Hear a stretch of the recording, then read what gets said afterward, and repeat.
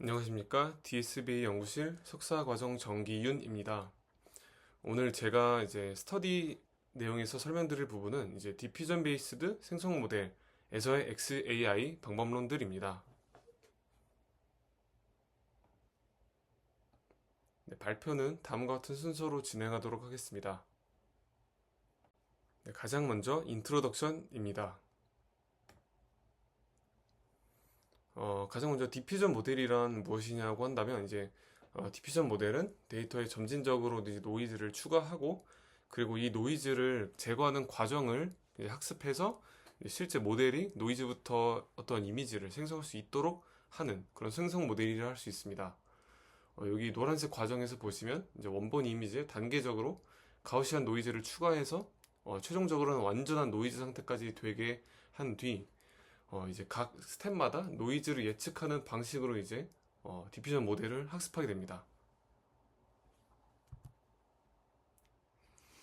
네, 스테이블 디퓨전은 이제 스테빌리티 AI가 개발한 오픈소스 디퓨전 이제 방법론으로 텍스트 프롬프트에서 고품질 이미지 텍스트 프롬프트로부터 고품질의 이미지를 생성할 수 있는 이제 텍스트 투 이미지 모델이라 할 수 있습니다. 기존과의 차이점은 기존의 디퓨전 과정이 이제 이미지 사이즈 레벨에서 이제 수행됐다면 이제 스테이블 디퓨전 혹은 레이턴트 디퓨전은 레이턴트 스페이스에서 디퓨전이 수행되게 됩니다. 이미지 전체가 아닌 압축된 피처 공간에서 이제 디퓨전 과정이 일어나게 되므로 훨씬 빠르면서도 효과적으로 이제 생성이 가능하다고 합니다.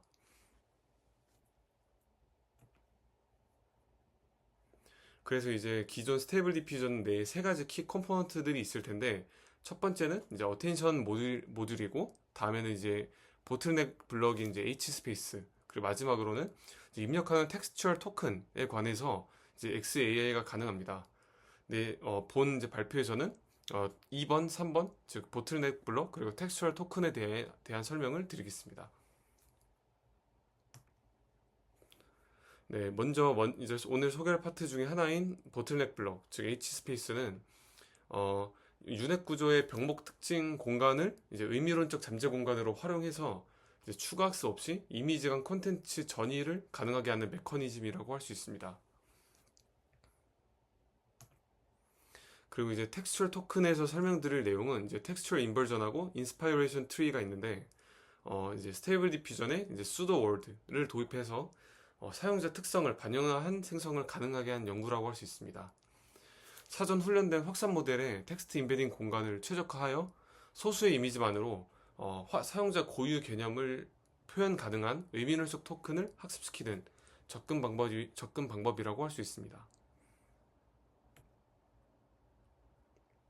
네, 그 중에서 이제 H 스페이스에 관한 설명을 드리겠습니다. 이제 H 스페이스에 관한 이제 방법론의 키 아이디어는 이제 트레이닝 없이 컨텐츠를 주입하는 인젝션 퓨전을 이제 구현하는 것입니다. 핵심 질문은 어떻게 하면 프리트레인드 디퓨전 모델을 그대로 유지한 채 하나의 이미지의 컨텐츠를 다른 이미지에 자연스럽게 주입할 수 있을까입니다. 핵심 아이디어로는 H 스페이스, 즉 유넷의 보틀넥 피처로 이미지의 시메트리를 담고 있는 부분을 활용하게 되는데 두 이미지의 H 스페이스를 이용해서 하나의 이미지의 컨텐츠를 다른 이미지의 생성 과정에 삽입하게 됩니다. 이때 단순하게 삽입하는 것이 아니라 이제 통계적 정합성을 유지하며 점진적으로 주입하는 방법을 통해서 기존의 이제 디퓨전 모델에서 많이 이제 드러난 문제점인 아티팩츠라는 문제점 없이 자연스럽게 합성이 가능하다고 합니다.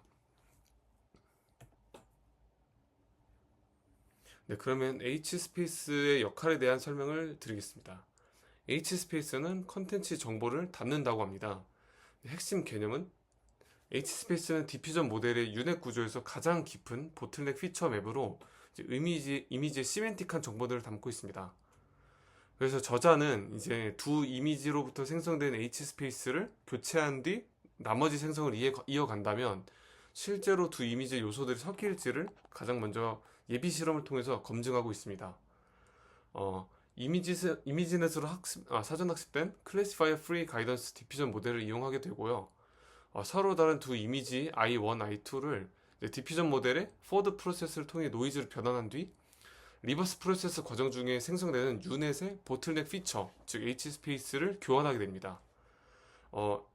이미 I1의 H스페이스는 I2의 스키 커넥션 연산과 함께 연산이 이루어지고 이제 디퓨전 리버스 프로세스가 진행되므로 H스페이스와 스키 커넥션 간의 정보가 합쳐져서 이미지 요소가 합쳐지게 됩니다.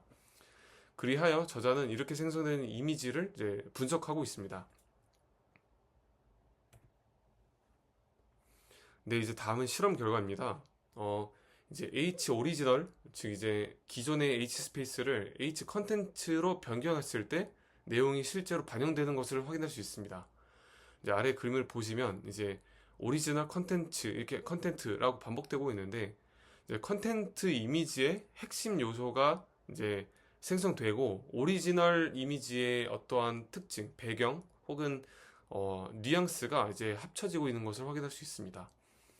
그러나 이제 스킵 커넥션을 통해 전달되는 이 쉘러 피처는 여전히 원본 이미지의 스타일이나 색감을 보여주고 있기 때문에 왜곡 혹은 노이즈에 관한 문제들이 이제 발생하고 있습니다. 즉 가장 깊은 보틀넥 피처를 그냥 바꾼다는 건 이미지의 내용적인 본질을 바꿔치기 하는 셈이지만 나머지 쉘로우한 나머지의 스킵 커넥션으로 이어지는 계층들과 통계적으로 맞지 않아 결과가 망가진다는 것을 이 예비 실험을 통해서 확인할 수 있습니다. 네, 그러면 이런 통계적 정합성을 만족할 수 있는 H스페이스 결합 방법에 대한 설명을 드리겠습니다. 이 결합 방법은 첫 번째는 Preserving Statistics with Swerve라고 하는 이제 방법이 있고요. 두 번째로 이제 Latent Calibration이 있는데 하나하나 설명을 드리겠습니다. 네, 첫 번째로 Preserving Statistics with Slurp에 대한 설명을 드리겠습니다. 이 방법은 어떤 문제 제기로부터 이제 등장하게 되냐면 유넷에서 H스페이스는 스키 커넥션과 컨캣되고 이제 다음 레이어에 입력되게 됩니다. 그렇기 때문에 H스페이스를 수정한 뒤에도 이제 컨캣되는 동일한 차원의 스키 커넥션과 피처 사이 상관관계가 유지되어야 한다고 저자는 말하고 있습니다. 그러나 이제 H스페이스를 다른 이미지와 그냥 완전히 교환하거나 같은 비율로 더한 경우 이제 오른쪽에 있는 그래프처럼 두 벡터 간의 놀m 사이의 피어슨 상관계수가 급격하게 감소하게 됩니다. 즉 스키 커넥션으로 이제 더해지는 피처와 교환되는 H 스페이스가 전혀 다른 특징을 보인다는 것을 문제 제기하고 있습니다. 이렇게 상관관계가 무너지는 문제를 해결하기 위해서 저자는 이 두 벡터를 이제 구면 선형 보관 방법을 이용해서 보관하고 있습니다. 이제 구면 선형 보관은 다음과 같은 방법으로 진행됩니다. 먼저 이제 컨텐트 이미지의 H 스페이스를 오리지널 이미지의 H 스페이스의 크기로 이제 정교화를 하게 되고 그 뒤에 선형 보관이 아니라 구면 보관을 이제 수행하게 됩니다. 이런 방법을 사용하면 벡터의 크기가 유지되기 때문에 선형 보관에 비해서 스키 커넥션과 상관관계가 덜 훼손되는 방식으로 보관을 할 수 있다고 합니다. 그러나 이렇게 크기가 유지된다고 모든 관계가 보존되는 것은 아니라 선형 보관 방법은 크기의 변화가 크기 때문에 관계성이 훼손되기 쉽다고 저자들은 지적을 하고 있습니다. 네, 이렇게 구면 선형 보관을 이용해서 두 H스페이스를 결합했을 때 두 H스페이스를 단순히 더했을 때보다 이제 아티팩트의 강건한 결과를 보이면서도 이제 노이즈에도 더 강건한 모습을 보였습니다.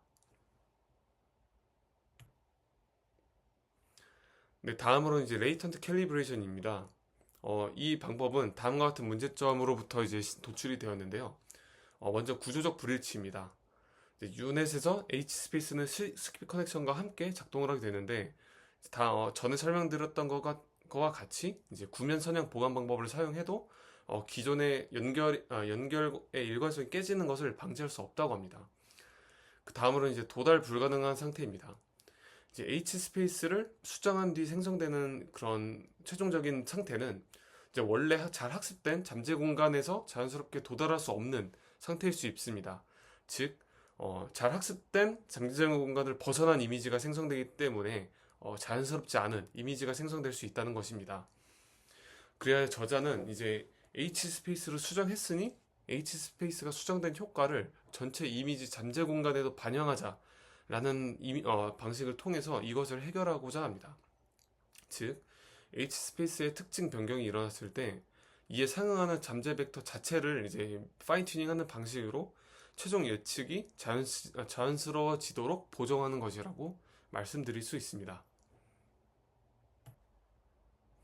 네, 그럼 이런 레이턴트 캘리브레이션이 어떻게 수행되는지 이제 스텝별로 설명을 드리겠습니다. 네, 첫 번째 스텝, 보정량 차이 계산입니다. 아래에 있는 식은 이제 DDIM의 리버스 프로세스 과정입니다. 아래에 있는 식을 조금 설명을 드리면 t-1번째 시점의 예측값은 루트 알파 t-1 곱하기 예측된 x0 플러스 이제 방향 벡터라는 식으로 표현이 될 수 있습니다. 여기서 예측된 x0는 xt 시점이 입력됐을 때 생성된 노이즈, 즉 입실론 세타 xt가 이제 pt에 입력된 형태로 표현될 수 있습니다.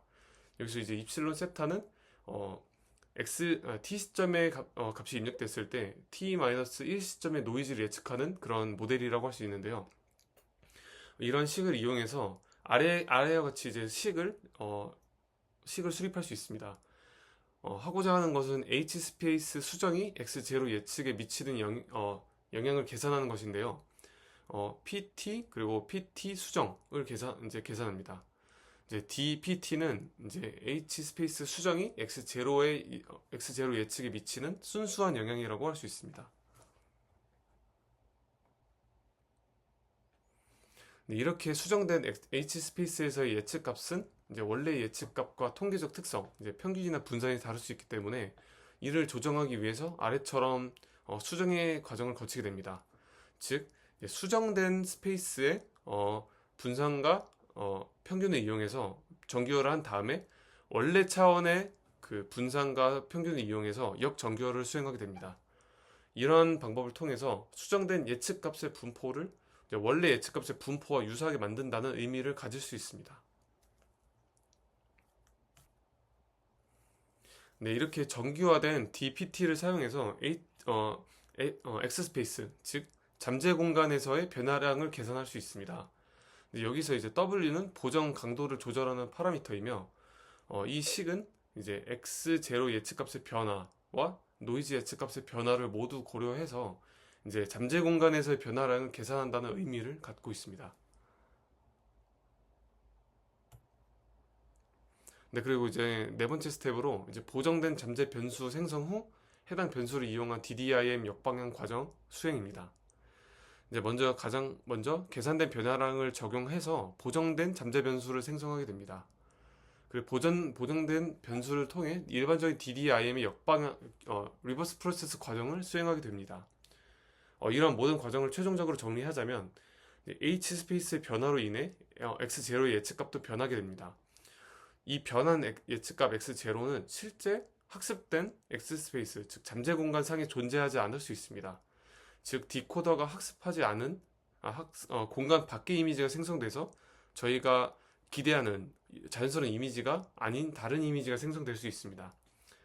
그렇기 때문에 잠재 공간의 통계량을 기반으로 예측값 차이를 보정하는 것으로 이제 H 스페이스 변화의 효과는 유지하되 예측된 X0가 원래 X0 분포 안에 있도록 조정하는 것이라고 할 수 있습니다. 이후 DDIM 역방향 과정을 수행하면 이제 H 스페이스의 수정 효과가 반영되지만 기존에 학습된 데이터 분포에서 벗어나지 않기 때문에 자연스러운 이미지가 생성될 수 있는 것입니다. 네, 그럼 실험 내용을 보시겠습니다. 잠재 벡터를 보정한 효과를 검증하기 위한 정성적 평가를 하고 있습니다. 이제 컨텐츠 인젝션을 수행할 때 이제 레이턴트 캘리브레이션 유무에 따른 생성 결과를 정성적으로 분석하고 있는데요. 레이턴트 캘리브레이션을 적용하면 원본 이미지의 세부적 특성, 화장이나 헤어스타일, 액세서리가 더 잘 유지되면서 컨텐츠 변경이 이루어집니다. 이제 레이턴트 캘리브레이션을 적용하지 않으면 이미지가 흐릿해지거나 이제 원본 이미지의 세부적 요소가 손실되어 이제 손실되는 모습을 보임으로써 이러한 레이턴트 캘리브레이션 효과가 실제로 있구나라는 것을 보여주고 있습니다. 네, 또 다른 정성 분석입니다. 이제 다양한 도메인의 이미지 데이터셋에 대해서도 이제 이런 효과들이 있는지를 검증하고 있는데요. 인물, 동물, 그리고 어떤 그림, 어떤 실내 장면 등등에 관한 다양한 데이터셋에서 이런 컨텐츠 인젝션을 수행하고 있습니다. 네, 결과적으로는 서로 다른 도메인에서 컨텐츠 주입이 매우 잘 작동하고 있고, 이제 예술적 스타일의 이미지에 사람의 얼굴을 자연스럽게 삽입하거나 동물의 외형을 다른 배경에 조화롭게 삽입하는 등 이제 서로 다른 스타일을 가진 이미지 간 합성이 매우 자연스럽게 이루어짐을 확인할 수 있습니다. 네, 다음으로는 이제 텍스처 인버전에 대한 설명을 드리겠습니다. 이제 텍스처 인버전 방법론은 이제 다른 기존의 방법론들의 문제점을 지적하고 있는데요. 최근에 이제 달리나 레이턴트 디퓨전으로 대표되는 텍스트 투 이미지 생성 모델들은 다양한 자연어 프롬프트를 이용해 창의적인 이미지를 생성하는데 뛰어난 성능을 보여주지만 특정한 개인의 고유한 개념, 어, 본인의 애완동물, 본인의 소장품 혹은 개인적인 스타일을 표현하는 데는 다음과 같은 심각한 문제들이 존재합니다. 첫 번째, 모델 재학습의 비효율성.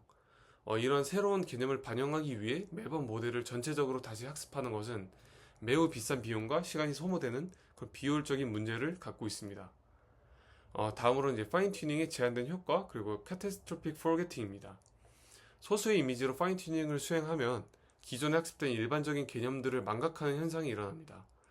이로 인해 특정 개념에 대한 개인화는 이루어질 수 있지만 모델이 이미 잘 학습한 개념들을 잃게 되어서 전반적인 성능이 감소하게 됩니다.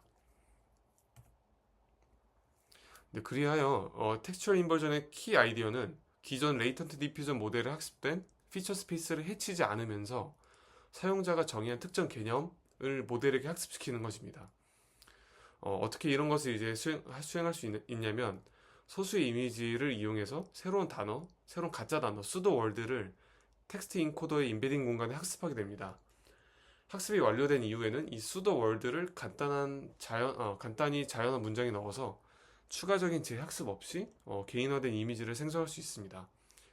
여기 아래의 그림을 보시면 이제 목이 없는 어떠한 청동상에 대한 이미지를 학습시킨다면 특정한 이제 수도 월드에 이러한 이미지에 대한 인베딩 정보를 인베딩 레벨에서 학습을 시킨 다음에 이제 오른쪽처럼 활용할 수 있습니다. on oil painting of S라고 한다면 이러한 청동상의 유화 버전이 생성될 수 있고요. 엘모 setting in the same pose as S star 이렇게 입력을 하면 이런 청동상이 지니고 있는 이런 포즈를 갖고 있는 엘모 이미지가 생성될 수 있습니다. 그러면 이런 것들을 어떻게 수행하는지 이제 차근차근 설명을 드리겠습니다.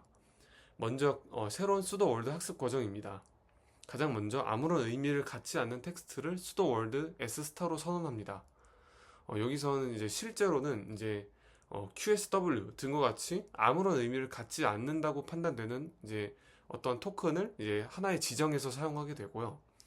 그리고 이제 특정 개념을 나타내는 이미지 집합을 이용해서 이제 정답으로 활용하게 됩니다. 그래서 이제 사용자가 지정한 개념을 나타내는 토큰, 이제 수도 토큰이 포함된 중립적인 프롬프트, photo of S star 등을 입력한 다음에 이제 제네레이터를 통해서 생성되는 이미지가 이제 담고자 하는 요소가 포함된 이미지들과 유사해지도록 이제 레이턴트 디퓨전 모델을 이용해서 레이턴트 디퓨전의 학습 로스를 활용해서 이제 학습을 하게 됩니다. 이 과정에서 텍스트 인코더와 제네레이터의 파라미터는 고정되고 이제 토큰 S 스타 인베딩 벡터만이 학습이 되게 됩니다. 네, 방법론 자체는 다음처럼 굉장히 단순한데 성능은 굉장히 좋은 것으로 확인할 수 있습니다. 가장 첫 실험으로선 이제 이미지 베리에이션, 즉 기존 방식과의 다양한 이미지들에 대한 비교입니다. 목표는 학습된 S 스타가 주어진 개념의 형태, 색상, 질감 등 시각적인 특성을 얼마나 충실하게 재현하는지를 평가하기 위함입니다.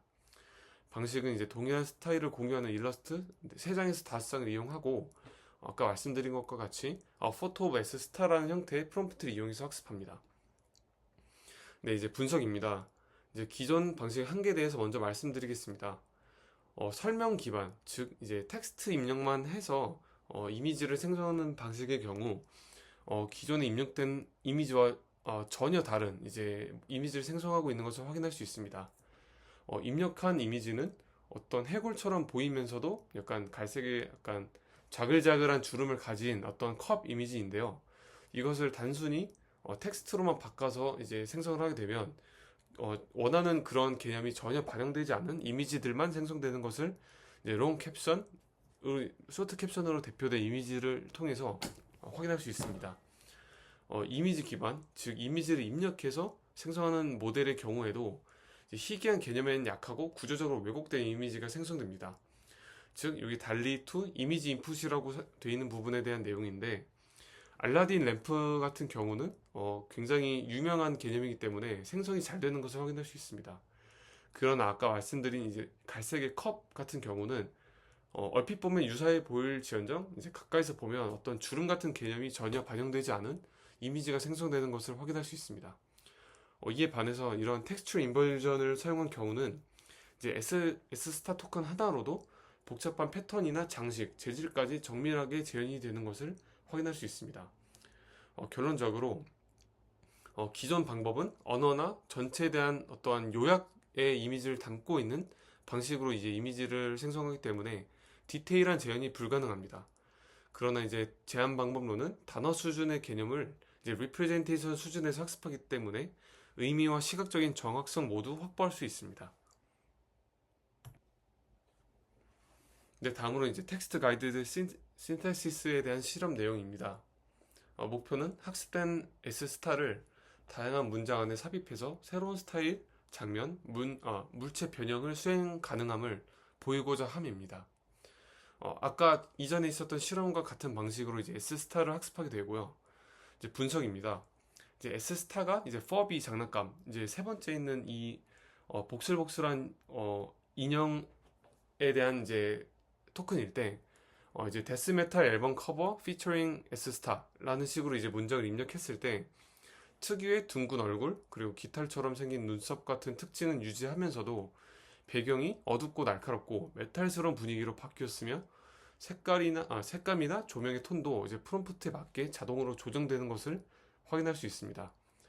즉 이제 S스타는 단순히 색깔이나 모양만 유지하는 것이 아니라 이제 의미 단위로서 개념으로 작동함으로써 다른 문장 구조나 개념들과 섞였을 때도 그 맥락에 적응하는 유연성을 보이고 있는 것을 확인할 수 있습니다.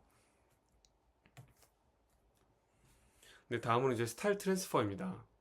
이제 S스타를 이제 어떤 오브젝트가 아니라 스타일로 사용해서 다양한 컨텐츠에 적용 가능한지를 알아보는 실험입니다.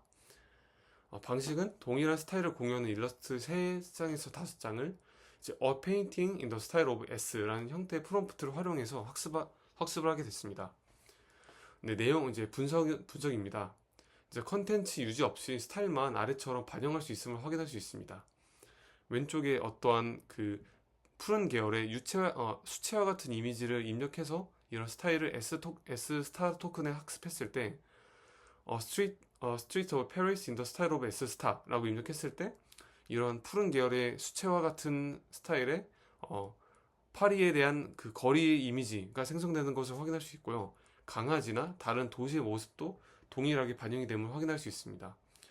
또 이제 왼쪽에 있는 이미지처럼 약간 아포칼립스적인 이미지가 입력됐을 때 이제 실제로 생성되는 이미지도 약간 아포칼립스 같은 느낌의 이미지들이 생성되는 것을 확인할 수 있습니다. 근데 다음은 이제 컨셉 컴포지션입니다. 이제 2개 이상의 S스타를 하나의 문장에 함께 사용할 수 있는지를 검증하는 내용인데요. 방식으로는 여태까지 설명했던 방식대로 S스타에 어떤 오브젝트나 스타일을 담은 다음에 이것들을 결합한 형태의 프롬프트로 이미지를 생성함으로써 목적을 달성할 수 있는지 확인하는 것입니다. 네, 이제 아래 그림을 보시면 이제 오브젝트와 스타일의 결합처럼 단순한 결합은 왼쪽에 있는 이미지처럼 가능함을 확인할 수 있습니다. 먼저 이제 클락에 대한 오브젝트와 스타일에 대한 오브젝트를 각각 담은 다음에 이렇게 합성된 프롬프트를 사용해서 이미지를 생성했을 때 이제 수채화 같은 형태의 실제로 그 시계의 이미지가 생성되는 것을 확인할 수 있고 맨 오른쪽에 있는 것과 같이 이렇게 아이가 만든 장난감 같은 형태의 이제 고양이 이미지가 생성되는 것을 통해서 실제로 이러한 개념들이 이제 융합될 수 있는 것을 확인할 수 있습니다. 그러나 토큰 사이의 관계를 나타내는 결합은 제대로 생성하지 못했습니다. 즉, 오브젝트와 오브젝트와의 관계를 함께 사용했을 때는 제대로 이미지가 생성되지 않았던 것인데요. 우측을 보시면 painting of cat holding clock 이라고 했을 때 어떤 이미지는 고양이가 이제 시계를 들고 있는 모습이 이제 반영이 되긴 하지만 어떤 거는 이제 고양이와 그 시계가 합쳐진 것 같은 모습을 보이면서 학습 단계에서 단일 개념 중심의 이미지만 보았기 때문에 이렇게 합성되는 것이 어려움이 있구나라는 것을 파악할 수 있습니다. 네, 다음으로 이제 인스파이레이션 트리에 대한 설명을 드리겠습니다. 네, 이 인스파이레이션 트리는 방금 말씀드렸던 텍스처 인버전의 마지막 그런 한계에 대한 문제 해소를 위해서 나타난 개념이라고 할 수 있습니다.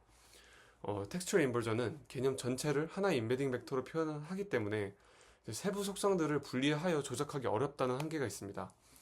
즉, 다양한 문맥에서의 재사용은 가능하지만 이제 개념 내부 구조를 해석하거나 조합하는 것에는 한계가 있다는 것입니다. 아까 있었던 이미지처럼 고양이와 클락에 대한 정보를 합쳐서 사용할 수 없다는 것이 이런 문제점의 대표적인 예시라고 할 수 있습니다. 네, 그리하여 이제 인스파이레이션 트리는 어떤 방식으로 이런 문제를 해결하는지에 대한 설명을 드리겠습니다. 먼저 키 아이디어입니다. 하나의 복합 개념을 의미적으로 분해하고 구성 요소의 편집 및 조합이 가능하게 함입니다. 방법은 복합 개념을 이젠 트리 구조로 분해하여 구성 요소별 표현이 가능하게 만들고요. 각 트리 노드에 대해서 독립적인 수도 월드 임베딩을 학습해서 부분적 변형이나 조합 기반 생성을 가능하게 하고 있습니다. 텍스트 프롬프트에 각 노드를 삽입하여 사용자가 개념을 직접 탐색하고 조작하도록 할 수 있는 것이 목표라고 할 수 있습니다. 이제 그림을 통해서 설명을 드리면 이제 맨 위에 있는 오리지널 컨셉트, 즉 나무판 위에 어떤 흑백 패턴을 가진 이제 이미지가 있다고 했을 때 이것을 처음으로는 이제 V1 나무판 위에 흑 그림, 그리고 V2 흑백 패턴의 곰 그림으로 맨 처음에 분리를 하게 됩니다. 그 다음으로 이제 V2 흑백 패턴의 곰 그림을 일반적인 곰과 흑백 패턴의 이미지로 분리하는 것이 본 이제 제한 방법론의 최종적인 목표라고 할 수 있습니다. 네, 그럼 어떻게 하면 이런 것이 가능한지 이제 단계별로 설명을 드리겠습니다. 첫 번째 단계, 개념 전체를 담는 루트 노드 임베딩 V0를 학습하기입니다. 이 방법은 이제 소수의 사용자 이미지를 활용해서 해당 개념을 표현하는 단어 S0와 그 임베딩 벡터 V0를 새롭게 생성합니다.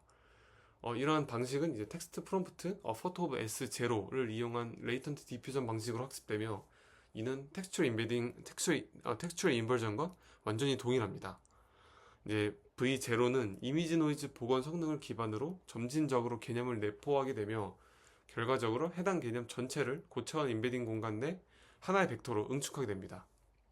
이러한 방식을 통해서 나무판 위에 그려져 있는 흑백 패턴의 곰에 대한 어떤 컨셉이 저장이 되게 됩니다. 네, 다음 단계 부모 노드 벡터 V0로부터 훈련용 이미지를 생성하기입니다. 학습된 루트 노드 토큰 임베딩 V0를 기반으로 photo of S0라는 문장을 입력해서 총 40장의 이미지를 생성하고 그중 클립 임베딩 기반 유사도 계산을 통해서 가장 일관성, 클립 스코어 가장 높은 10장을 선택해서 추후 활용하게 됩니다. 이때 랜덤 시드를 변경해서 서로 다른 이미지들을 생성하게 되는데 이 이미지들은 데이터 증강 역할을 하며 자식 노드 학습을 위해서 활용되게 됩니다. V0를 학습할 때 사용한 이미지를 다시 쓰지 않고 생성된 이미지로 자식 노드를 학습함으로써 노이즈 및 오버피팅에 대한 문제를 완화하고 있다고 저자는 밝히고 있습니다. 네, 다음으로는 이제 자식 벡터 V1, V2 후보 학습 단계입니다. 이제 부모 토큰 S0에 자식이 될 새로운 토큰 S1과 S2를 이제 복합에 추가하고 두 벡터 V1과 V2는 이제 오브젝트라는 단어의 임베딩으로 초기화하게 됩니다.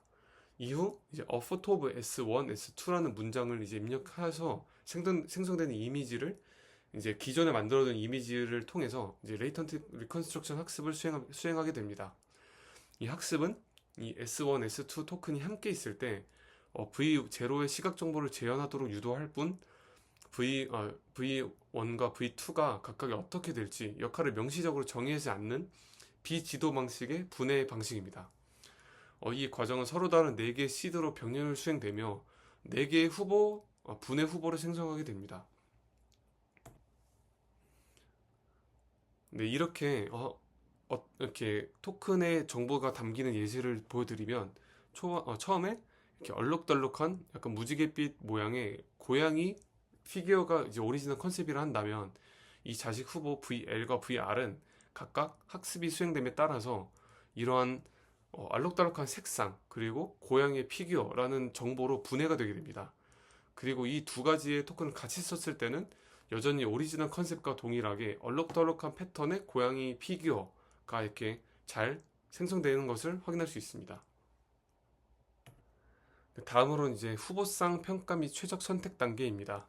4개의 시드로부터 생성된 V1i 그리고 V2i 중 가장 뚜렷하게 분리된 쌍을 최종 채택하기 위함입니다. 먼저 각 V1 그리고 V2 쌍에 대해서 각각 40장의 이미지 셋을 생성하고 클립 임베딩을 추출해서 아래 점수를 계산할 때 사용하게 됩니다. 첫 번째 점수는 이제 셀프 컨시스턴시인데요. 같은 노드 임베딩으로부터 생성된 이미지 간 유사도의 평균인데 이것은 이제 클수록 좋습니다. 다음으로 이제 크로스 컨시스턴시입니다. 즉 형제 차별성인데요. 서로 다른 노드를 통해서 생성된 이미지 간 유사도는 작을수록 좋은 것입니다.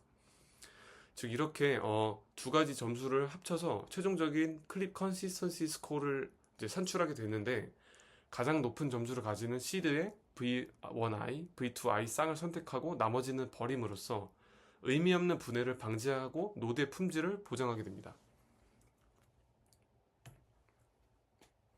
마지막 단계로 이제 트리를 확장할지 중단할지 선택하는 단계입니다. 채택된 노드 쌍은 각각 다시 새로운 부모가 되어서 이제 스텝 2에서 4 단계를 과정을 반복하며 더 깊은 트리를 형성하게 됩니다. 근데 이때 이제 다음과 같은 경우는 트리 확장을 중단하게 됩니다. 이제 자식 노드의 자기 일관성 점수가 특정 수준 이하로 낮을 때, 혹은 자식 간 크로스 컨시스턴시가 높을 때, 서로 구분이 안 될 때, 이런 이제 어떤 기준을 충족할 시 트리 확장을 중단하게 됩니다. 실험적으로는 이제 뎁스 2에서 3 수준까지 확장하는 것이 일반적이며 이후에는 서브 개념이 너무 단순해지거나 인커히런트해지는 문제가 발생한다고 저자들은 밝히고 있습니다. 네, 그럼 이렇게 노드를 분해하는 과정이 실제로 그런 노드 간의 의미를 담는 식으로 작동하는지 알아보기 위한 실험에 대한 설명을 드리겠습니다. 가장 먼저 텍스트 베이스드 제너레이션입니다. 실험 방법은 이제 오리지널 컨셉을 자식 노드로 분리한 뒤 각 노드를 자연어와 결합하여 생성된 이미지를 시각화함으로써 이제 실험을 하고 있습니다. 우측을 보시면 아까 맨 처음에 이제 보여드렸던 예시인 나무판 위에 그려진 흑백 패턴의 곰 그림을 이제 나무판 위에 그려진 그림과 흑백 패턴의 곰 그림으로 나눈 다음에 이제 실험을 진행했습니다. 이제 결과를 보시면 House of Made of V1으로부터 나무판으로 만들어진 집의 이미지가 생성되었고, Chair Made of V2로부터 흑백 패턴의 곰털로 덮인 의자가 생성되는 것을 확인할 수 있습니다. 각 노드에 해당하는 벡터를 텍스트로 활용해서 새로운 객체를 생성할 수 있고, 이렇게 각 노드는 디자인 언어의 빌딩 블럭으로 사용 가능함을 확인할 수 있습니다. 또 다른 예시입니다. 맨 위에 있는 이제 오리지널 이미지, 즉 어떤 갑옷 같은 패턴의 이제 갑옷 같은 패턴 그리고 주전자로 분리한 다음에 실험을 진행했습니다. Chair Made of V1이라고 했을 때 이런 갑옷과 같은 패턴을 가진 의자가 생성됐으며 그 아래 있는 예시도 같은 패턴을 가진 이제 드레스가 생성되는 것을 통해 같은 결과를 확인할 수 있습니다. 네, 다음으로 이제 인트라트리 조합 실험 내용입니다. 이 실험은 이제 동일한 컨셉으로부터 분리된 복수의 노드를 결합한 결과로부터 생성된 이미지를 시각화함으로써 수행되고 있습니다. 가장 먼저 맨 위에 오리지널 이미지인 여러 가지 패턴의 주전자를 일반적인 주전자와 어떠한 알록달록한 패턴 혹은 꽃무늬 패턴으로 먼저 나눈 뒤 이제 V2를 이제 푸르고 푸르고 노란 그런 색감이 두드러지는 패턴인 V3와 이제 어떤 해바라기나 꽃 식물 이미지인 V4로 나눠서 실험을 진행하고 있습니다. 이제 먼저 이제 V1 그리고 V3를 함께 이용해서 이미지를 생성했을 때 파란색과 노란색으로 조합된 주전자 이미지가 생성되고 있고요. 그리고 V1과 V4로 이제 조합된 토큰을 통해서 생성된 이미지가 식물을 담고 있는 주전자의 이미지가 생성되는 것을 확인할 수 있습니다. 이렇게 단일한 개념을 넘어서 복합 개념의 모듈식 생성이 가능한 것을 이제 제시하고 있습니다.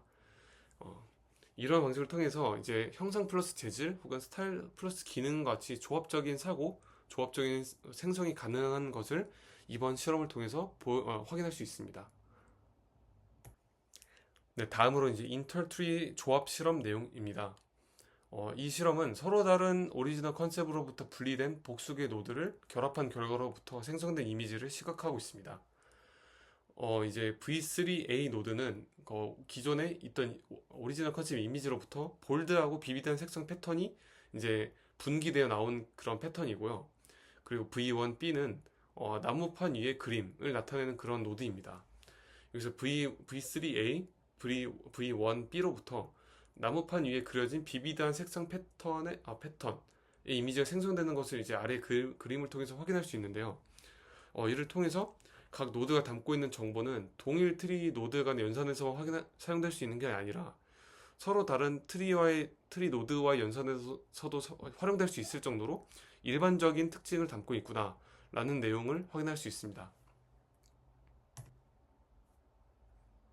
네, 마지막으로 결론 파트 설명드리고 이제 발표를 마치도록 하겠습니다. 먼저 요약하자면 H스페이스 인젝트 퓨전은 이제 디퓨전 모델 내부에서 이미지의 핵심 의미가 압축되어 있는 H스페이스를 활용해서 추가 학습 없이 한 이미지의 내용을 다른 이미지에 자연스럽게 주입할 수 있는 기술을 나타내고 있습니다. 그리고 텍스처 인버전 그리고 인스파이레이션 트리는 디퓨전 모델의 잘 학습된 잠재 공간을 활용해서 사용자의 고유한 속성을 새로운 토큰으로 삽입하거나 복합 개념을 분해하여 창의적인 조합을 생성할 수 있게 하는 그런 기술임을 이제 본 발표를 통해서 확인할 수 있습니다. 네, 이것으로 발표를 마치도록 하겠습니다. 감사합니다.